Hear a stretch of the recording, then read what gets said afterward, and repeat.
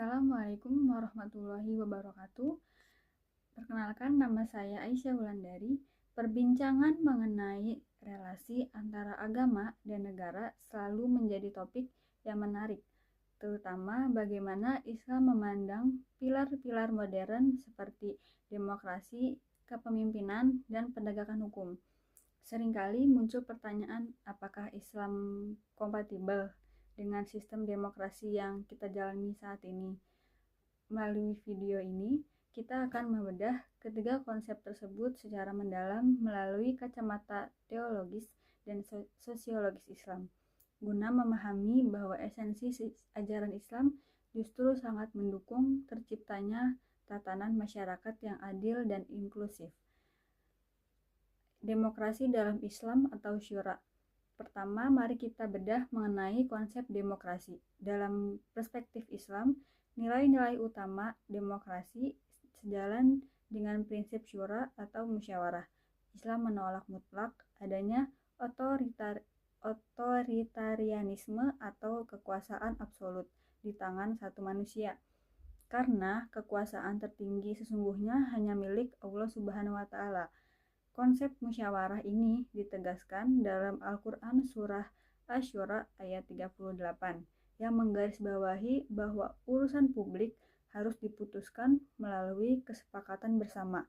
Oleh karena itu, mekanisme pemilihan pemimpin, kebebasan berpendapat, dan partisipasi rakyat dalam demokrasi modern bukanlah hal asing, melainkan bentuk kontekstualisasi dalam nilai syura tersebut. Kedaulatan rakyat versus kedaulatan Tuhan. Namun, ada titik temu dan titik pisah yang perlu kita pahami secara bijak.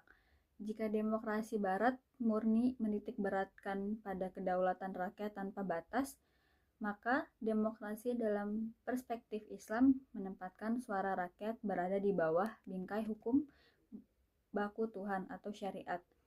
Artinya, kesepakatan mayoritas masyarakat tidak boleh melegalkan hal-hal secara absolut, dilarang oleh agama, seperti kezoliman atau pelanggaran hak asasi manusia.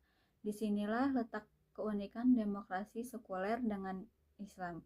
Islam melengkapi proses demokrasi dengan nilai moralitas dan spiritual agar tidak terjebak dalam tirani mayoritas. Hakikat kepemimpinan atau amanah. Masuk ke pilar kedua, yaitu kepemimpinan. Dalam Islam, kepemimpinan bukanlah sebuah privilege atau hak istimewa untuk berkuasa, melainkan sebuah tanggung jawab besar yang disebut amanah. Nabi Muhammad SAW pernah bersabda bahwa setiap dari kita adalah pemimpin, dan setiap pemimpin akan dimintai pertanggungjawabannya. Seorang pemimpin dalam Islam bertindak sebagai pelayan umat atau khadimul ummah.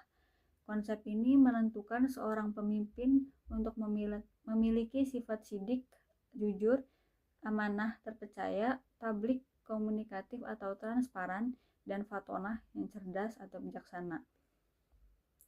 Model kepemimpinan ideal Islam. Jika kita melihat sejarah, model kepemimpinan ideal tercermin pada era Rasulullah SAW di Madinah dan masa Khulafaur Rasyidin. Melalui Piagam Madinah, Rasulullah membangun negara yang multikultural, menghormati hak-hak non-muslim, dan mengedepankan keadilan sosial. Kepemimpinan Islam tidak diukur dari seberapa besar kekuasaan yang dimiliki, melainkan dari seberapa besar kesejahteraan yang dirasakan oleh rakyatnya, termasuk masyarakat yang paling lemah atau marginal.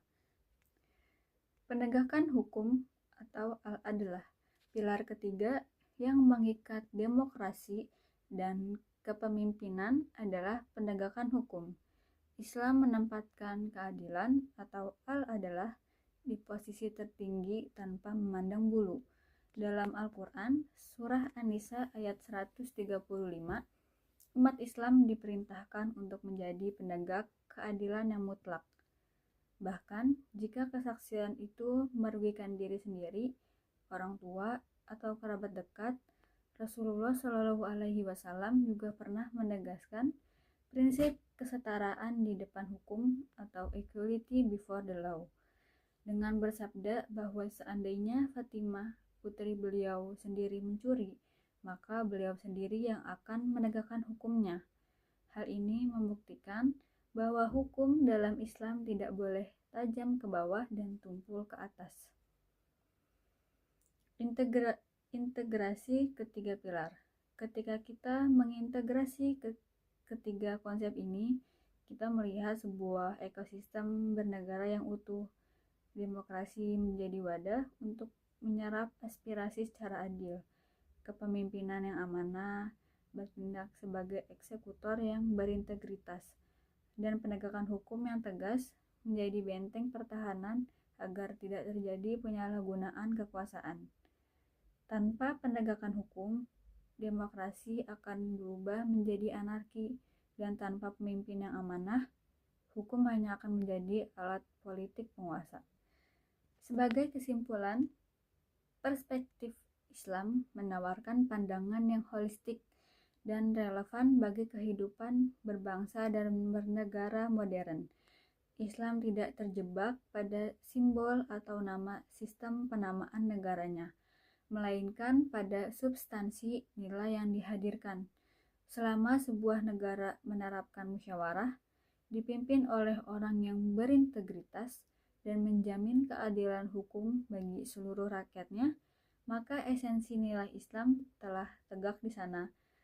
Semoga pemaparan ini bermanfaat bagi kita semua dalam memandang politik dan agama secara proporsional. Terima kasih dan sampai jumpa. Wassalamualaikum warahmatullahi wabarakatuh.